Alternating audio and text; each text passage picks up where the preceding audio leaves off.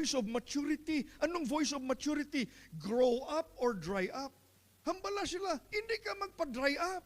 Don't be just be there to stay the same. No!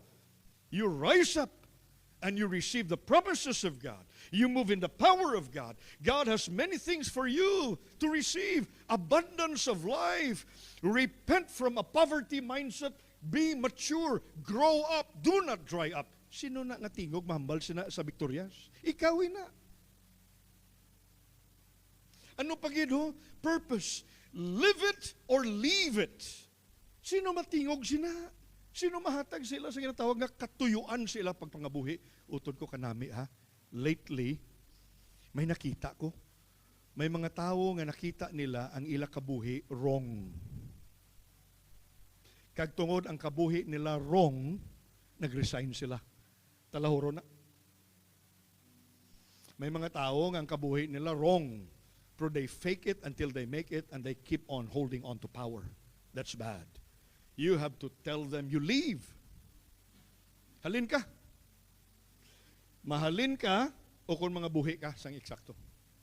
In fact, may nabalaan ko, isa, dua ka pastor. Salamat, talahuron. Naghalin siya. Kablo ka nga, nag-resign siya. Kablo ka nga, kayang kabuhi ya, hindi tadlong. Talahuron na. Sang sige, fake it until you make it.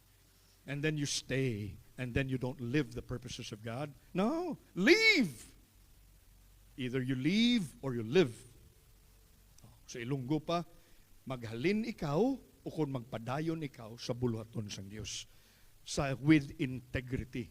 Di ginatahod ko ini sila. Salamat tuto nga naghalin ikaw, nagresign ikaw, kay may sala ikaw. Talahuron ikaw, kabay pa magdamo pagid kita nga parehasin na. Sino ang tingog na mabatian sang kadamaan?